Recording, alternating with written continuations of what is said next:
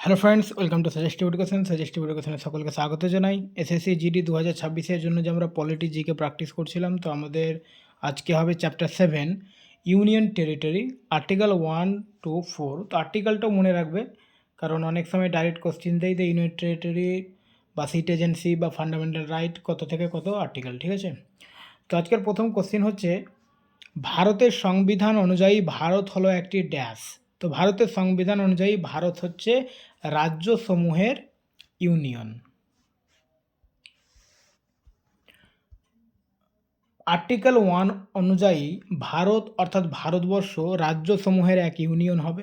এটি ভারতের ভূখণ্ডকে 3 ভাগে ভাগ করে: রাজ্যসমূহ, কেন্দ্রশাসিত অঞ্চল এবং ভারত সরকার কর্তৃক অর্জিত অঞ্চল। অর্থাৎ পরবর্তীতে যদি কোনো রাজ্য ভারতের অন্তর্গত হয়, তাহলে সেই অঞ্চলটাও আর্টিকেল 1 অনুযায়ী ভারত সরকারের হবে, ঠিক আছে।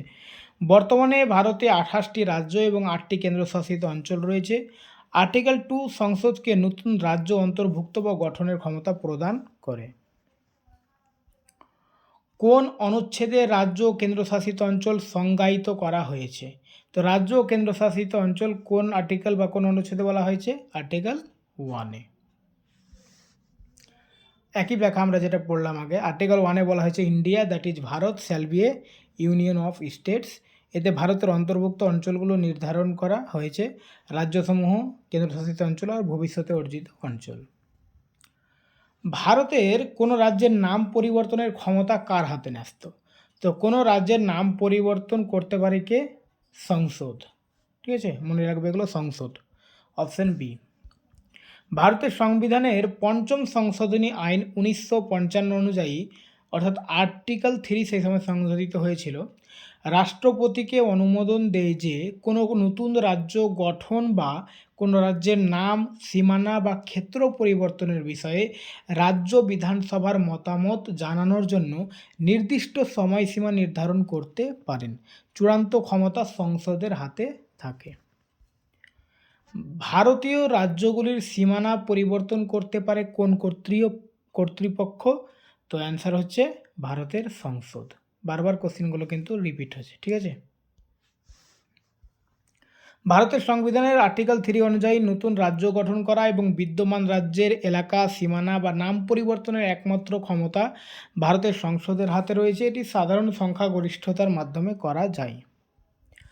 কার মৃত্যুর ফলে ভারতের প্রথম ভাষাভিত্তিক রাজ্য অন্ধ্রপ্রদেশ গঠিত হয়? তো পট্টি শ্রীরামুলুর মৃত্যুর ফলে অন্ধ্রপ্রদেশ গঠিত হয়েছিল। আচ্ছা, এখানে একটা ইম্পর্টেন্ট নাম রয়েছে, পিঙ্কালি ভেঙ্কাইয়া। ইনি হচ্ছেন ভারতের জাতীয় পতাকার নকশাকার। অনেক পরীক্ষায় আসে এটা, ঠিক আছে। তো মনে রাখবে পিঙ্কালি ভেঙ্কাইয়ার নামটা। আর আজ এটা কোশ্চেন অ্যান্সার হচ্ছে পট্টি শ্রীরামুলু। চলো ব্যাখ্যাটা দেখি। পট্টি শ্রীরামুলু 15ই ডিসেম্বর 1952-এ 56 দিনের অনশন শেষে মৃত্যুবরণ করেন। এর ফলে ব্যাপক আন্দোলন শুরু হয় এবং সরকার বাধ্য হয় ভাষাভিত্তিক প্রথম রাজ্য গঠন করতে। ফলে 1 অক্টোবর 1953-এ মাদ্রাজ রাজ্য থেকে অন্ধ্র রাজ্য গঠিত হয়। আর যেটা বললাম, পিঙ্কালি ভেঙ্কাইয়া জাতীয় পতাকার নকশাকার। আর্টিকেল 370 এর অধীনে জম্মু ও কাশ্মীরের কোন ক্ষমতাগুলি ছিল? তো নিজস্ব সংবিধান, পৃথক পতাকা, প্রতিরক্ষা, পররাষ্ট্র ও যোগাযোগ ছাড়া অন্যান্য বিষয়ে সিদ্ধান্ত গ্রহণের ক্ষমতা। তো আর্টিকেল 370 অনুযায়ী জম্মু কাশ্মীরের এই 3টি ক্ষমতা ছিল, তাই অ্যান্সার হবে অপশান ডি। বর্তমানে এই ক্ষমতাগুলি কিন্তু নেই। আচ্ছা, এখানে যেটা বলা হয়েছে 2019 সালের আগস্টে বাতিল হওয়ার আগে, ঠিক আছে, যেহেতু 2019 সালে 370 বাতিল হয়ে গেছে, তো আর্টিকেল 370 জম্মু ও কাশ্মীরকে বিশেষ স্বায়ত্তশাসন প্রদান করেছিল।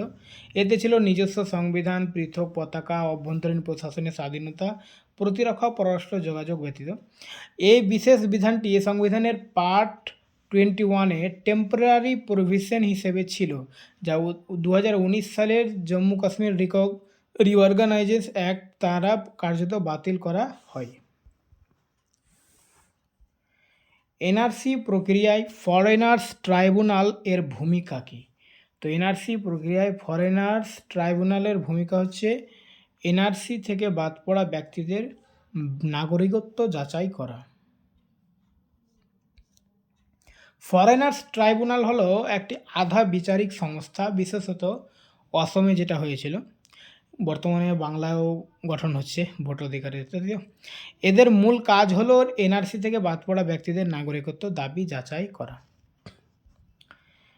নিচের কোন নতুন রাজ্য কেন্দ্রশাসিত অঞ্চল ও তার গঠনের বছর সঠিকভাবে মেলানো হয়েছে? তো ঝাড়খণ্ড 2001 সালে হয়েছিল, 2000 সালে হয়েছিল। ঝাড়খণ্ড 2000 সাল, তাহলে এটা ভুল রয়েছে। উত্তরাখণ্ড 2000 সাল, ছত্তিশগড়ও 2000 সাল, তাহলে এটা ঠিক মিল রয়েছে। আর তেলেঙ্গানা 2014। তো আমাদের অ্যান্সার হচ্ছে অপশান সি। হ্যাঁ, ছত্তিশগড় 1 নভেম্বর 2000 সালে গঠিত হয়, আর ঝাড়খণ্ড 15 নভেম্বর 2000 সাল, উত্তরাখণ্ড 9 নভেম্বর 2000 সাল, একদম নভেম্বর মাসে 3টে রাজ্য। আর তেলেঙ্গানা শুধুমাত্র 2 জুন 2014। ঠিক আছে। একটি ভারতীয় রাজ্যকে বিভক্ত করা বা তার সীমানা পরিবর্তন করা যায় কার দ্বারা? তো ভারতীয় রাজ্যকে ভাগ করা বা বিভক্ত করা এবং সীমানা পরিবর্তন করা যায় সুপ্রিম কোর্ট দ্বারা। ঠিক আছে। সরি ভুল বললাম আমি, সুপ্রিম কোর্টটা সংসদ, এর আগে আমি এই কোশ্চেনটা বললাম সংসদ দ্বারা। ঠিক আছে, সংসদ, এর আগে আমরা 2বার পড়লাম এটা, যেটা সংসদ করতে পারে এটা। তো সংবিধান অনুযায়ী আর্টিকেল 3, রাজ্য বিভাজন বা সীমানা পরিবর্তনের ক্ষমতা শুধুমাত্র সংসদের রয়েছে। রাষ্ট্রপতি রাজ্যের মতামত চাইতে পারেন, কিন্তু সংসদ সেই মতামতের দ্বারা বাধ্য নয়। নতুন রাজ্যের অন্তর্ভুক্তি বা প্রতিষ্ঠার সাথে কোন অনুচ্ছেদ সম্পর্কিত? তো নতুন রাজ্যের অন্তর্ভুক্তি বা প্রতিষ্ঠার সাথে আর্টিকেল 2 অন্তর্ভুক্ত। ঠিক আছে। আর্টিকেল 1-এ কী বলা হয়েছে? আর্টিকেল 1-এ বলা হয়েছে যে ভারত একটি রাজ্যসমূহের ইউনিয়ন বা কেন্দ্রশাসিত অঞ্চল নিয়ে গঠিত। ঠিক আছে। তাই তো আর্টিকেল 2-এ বলা হয়েছে যে নতুন রাজ্যের অন্তর্ভুক্তি করা যাবে ভারতের সঙ্গে, যেমন 1975 সালে সিকিম অন্তর্ভুক্ত হয়েছিল। আর আর্টিকেল 3-তে যেটা বলা হয়েছে যে রাজ্যের সীমানা চেঞ্জ করতে পারবে কে? সংসদ, আর্টিকেল 3 অনুযায়ী। ঠিক আছে। আর আর্টিকেল 4-এ যেটা বলা হয়েছে যে, এগুলো আমরা দেখলাম, আর্টিকেল 4-এ বলা হয়েছে যে এই আইনগুলো সাধারণ সংখ্যাগরিষ্ঠতায় পাস করার অনুমতি দেয়। ওকে, তো আজকে এই পর্যন্তই।